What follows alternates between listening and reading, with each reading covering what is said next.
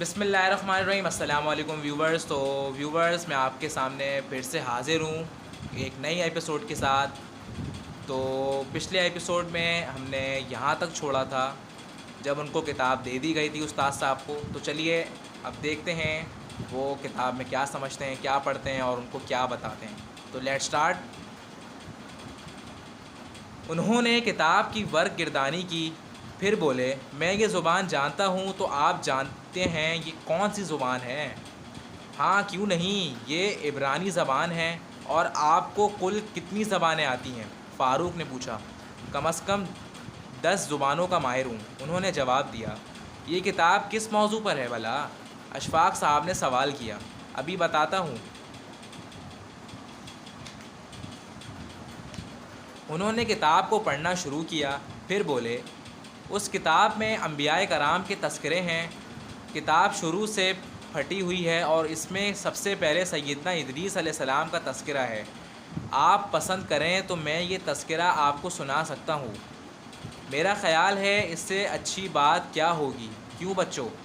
اشفاق صاحب بچوں کی طرف دیکھ کر بولے۔ جی ہاں بالکل، دونوں نے ایک ساتھ جواب دیا۔ تو پھر سنیے، اس میں لکھا ہے سیدنا ادریس علیہ السلام مصر کے شہر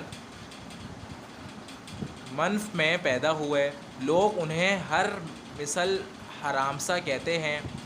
یہ سریانی زبان کا لفظ ہے، اس کا مطلب ہے تجربے کار اور مضبوط رائے والا۔ بعض علماء کا خیال ہے کہ آپ بابل شہر میں پیدا ہوئے، پھر ہجرت کر کے مصر چلے آئے۔ سیدنا ادریس علیہ السلام کا حلیہ مبارک اس طرح تھا، گندمی رنگ، مناسب قد و قامت، خوبصورت چہرہ، گھنی داڑھی، مضبوط بازو، چوڑے مونڈے، مضبوط ہڈی والے، گفتگو، باوقار، خاموشی پسند، سنجیدہ و متعین، چلتے ہوئے نیچی نظر رکھنے والے اور غور و خوض کے عادی تھے۔ حسب نسب بتاتے کہ ماہرین کا کہنا ہے کہ سیدنا ادریس علیہ السلام کا سلسلہ نسب نبی اکرم صلی اللہ علیہ وآلہ وسلم کے سلسلہ نسب میں شامل ہے۔ سیدنا آدم علیہ السلام اور سیدنا شیش علیہ السلام کے بعد انہیں نبوت ملی تھی۔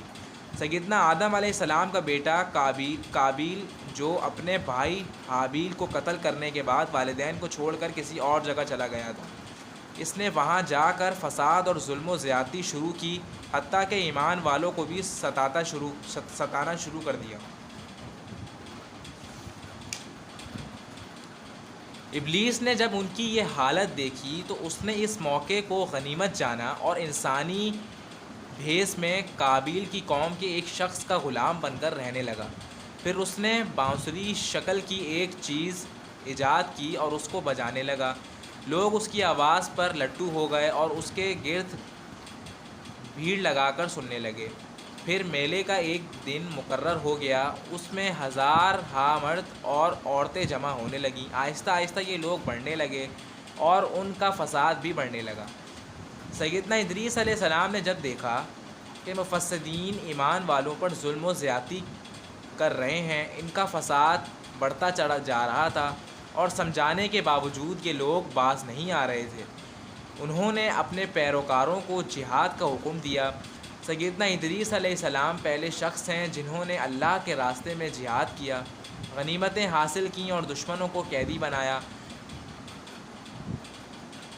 لیکن غنیمتیں اور قیدی ان کے لیے حلال نہیں تھے۔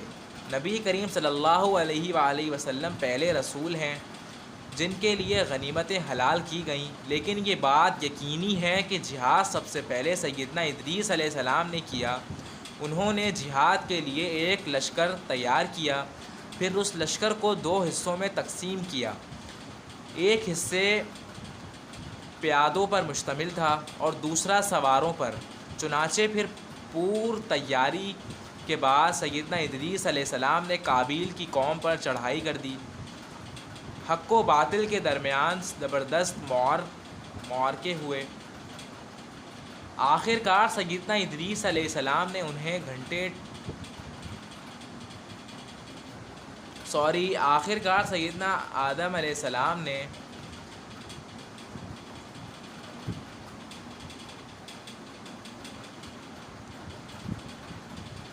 یہاں سے تھوڑا وہ ہو گیا غلط، تو میں دوبارہ پڑھ رہا ہوں۔ آخر کار سیدنا ادریس علیہ السلام نے انہیں گھٹنے ٹیکنے پر مجبور کر دیا۔ ان کا بہت ساز و سامان لوٹ لیا اور لوگوں کو قیدی بنا لیا۔ قرآن کریم میں آپ کا نام 2 جگہ آیا ہے۔ ارشاد باری تعالیٰ ہے، اور اے نبی صلی اللہ علیہ وآلہ وسلم اسماعیل، ادریس اور ذوالکفل کا ذکر کیجیے، یہ سب صابر لوگ تھے، ہم نے انہیں اپنی رحمت میں داخل فرمایا، بلا شبہ یہ نیک لوگ تھے۔ اسی طرح سورہ مریم میں اللہ تعالیٰ کا فرمان ہے، اس مقدس کتاب قرآن مجید میں ادریس کا ذکر کیجیے، بلا شبہ وہ نہایت سچے نبی تھے اور ہم نے انہیں اور اونچی جگہ اٹھا لیا تھا۔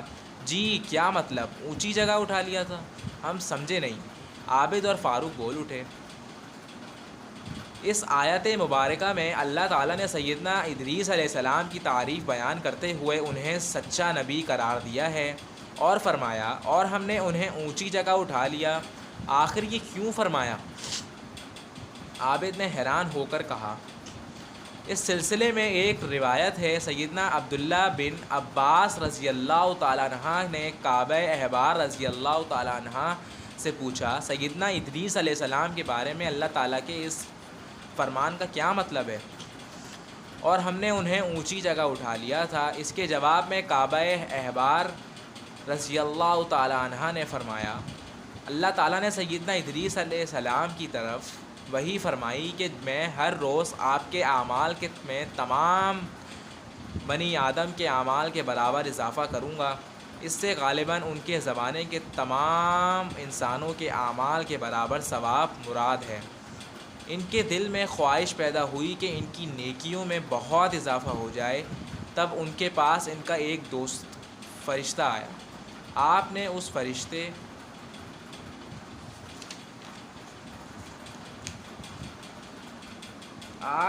فرشتے سے کہا، میرے بارے میں موت کے فرشتے سے بات کریں تاکہ مجھے زیادہ مہلت ملے اور میں زیادہ نیکیاں کر سکوں۔ فرشتے نے انہیں اپنے پروں میں چھپا لیا اور لے کر آسمان کی طرف چل دیا۔ چوتھے آسمان پر فرشتے کو اوپر سے ملک الموت آتے ہوئے ملا۔ اس فرشتے نے ملک الموت سے ادریس علیہ السلام کی خواہش کا ذکر کیا۔ ملک الموت نے پوچھا، اور ادریس علیہ السلام کہاں ہیں؟ فرشتے نے کہا، وہ میری پیٹھ پر ہیں۔ یہ سن کر ملک الموت نے کہا، میں بھی حیران تھا، اللہ تعالیٰ نے مجھے بھیجا تھا اور حکم دیا تھا کہ چوتھے آسمان پر ادریس علیہ السلام کی روح قبض کر لو، اور میں دل میں کہہ رہا تھا کہ وہ تو زمین پر ہیں، میں ان کی روح چوتھے آسمان پر کیسے قبض کر لوں گا؟ یہ کہہ کر ملک الموت نے ان کی روح قبض کر لی۔ چنانچہ اللہ تعالیٰ کے پاس ارشاد میں اسی طرح اشارہ ہے، اور ہم نے اسے ایک بلند مقام پر اٹھا لیا۔ اس بات کی وضاحت میں مصنف نے لکھا ہے کہ یہ اسرائیلی روایت ہے اور نقل و عقل دونوں لحاظ سے ناقابل اعتبار ہے۔ تو ویورز، آج کے لیے اتنا ہی۔ تو آپ کو اس کہانی میں کیا سیکھنے کو ملا، کیا سمجھ آیا؟ ایپیسوڈ 2 میں ابھی کافی باقی ہے، بہت پیجز باقی ہیں اس کے، تو وہ انشاءاللہ ایپیسوڈ 3 میں ہم پڑھیں گے۔ تو جب تک کے لیے اللہ حافظ۔ ہمارا چینل سبسکرائب کریں اور کامنٹ میں ضرور بتا دیجیے گا، تاکہ آپ کے کامنٹ کا ہم منتظر رہتے ہیں کہ آپ کا کامنٹ کیسے ہوگا، کس طرح ہوگا، تو اس لحاظ سے پھر ہم ویڈیو بناتے ہیں۔ پلیز آپ کامنٹ میں ضرور بتائیے گا کہ آپ کو یہ ویڈیو کیسی لگی، اور ہماری ویڈیو کو شیئر کیجیے گا، ہمارے چینل کو سبسکرائب ضرور کر دیجیے گا۔ میں بار بار اس لیے بول رہا ہوں کہ ہمارے چینل کو کوئی سبسکرائب نہیں کرتا، تو پلیز ہمارے چینل کو سبسکرائب کر دیجیے گا، بیل آئیکن پریس کر دیجیے گا، تاکہ آپ کو ہماری ہر نئی آنے ویڈیو کا نوٹیفیکیشن مل سکے۔ تو ویورز، اپنا بہت خیال رکھیں۔ اللہ حافظ۔